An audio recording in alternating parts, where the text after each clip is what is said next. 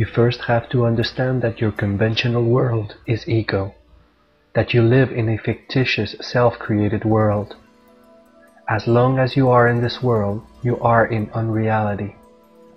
As long as you are in unreality, you cannot hear, see, or understand the supermental.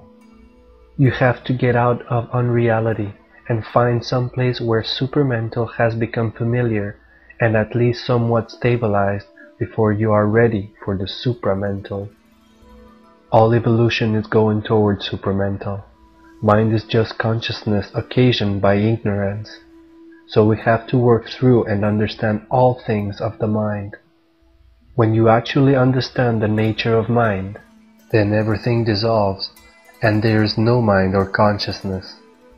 Then you see that intervention of the Absolute only has meaning for humans still caught in the world of illusion.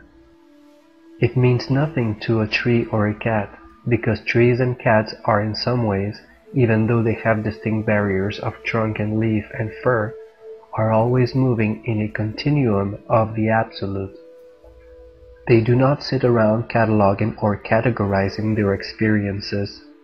They might have conditioned responses to external stimuli, but they do not sit around labeling occurrences or blaming their parents for their inadequacies.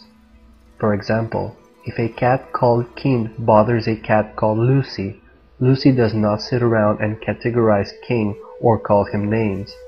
She just deals with it in the moment, and then continues about her business. The experience is just something that happened in the continuum of her reality, but she does not lose sleep over it. Humans are different. This is why they are the ones in need of a divine intervention. Humans are the species being tested. They are the ones who were allowed the development of ego and whom Satan was allowed to play with.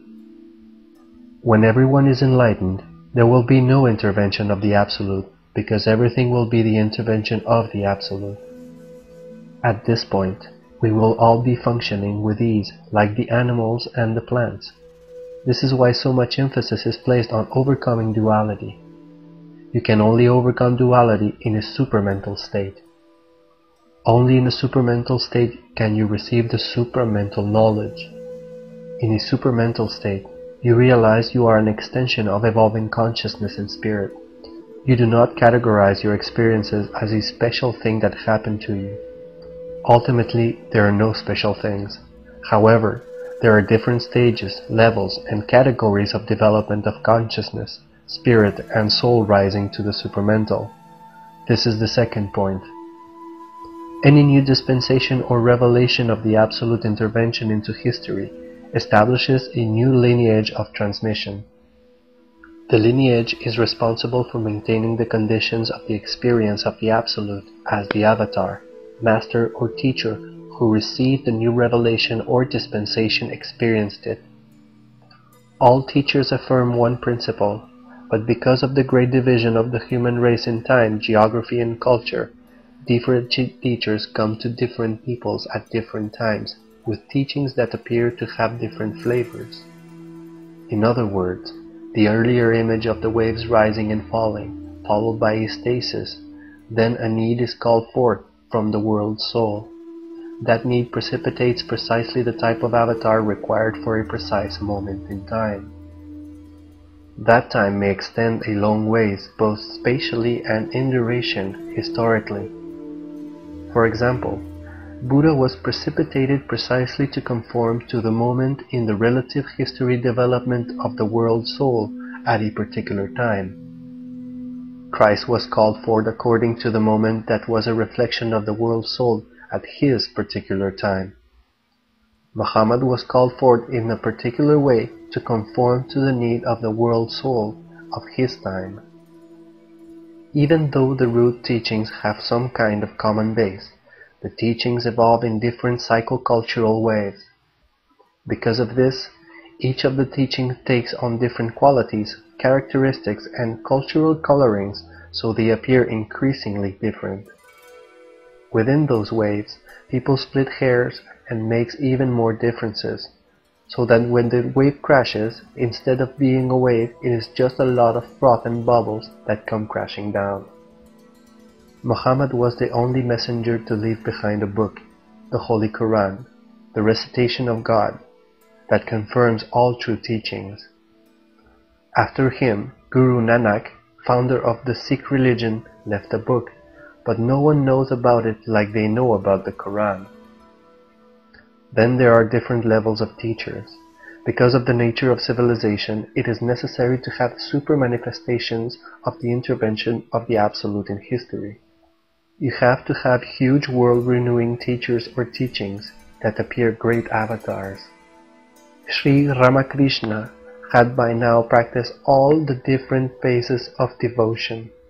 His spiritual experience hitherto gathered had many forms. Sometimes he willed himself into them, but other times the strong courage of his spiritual nature swept him into them in spite of himself.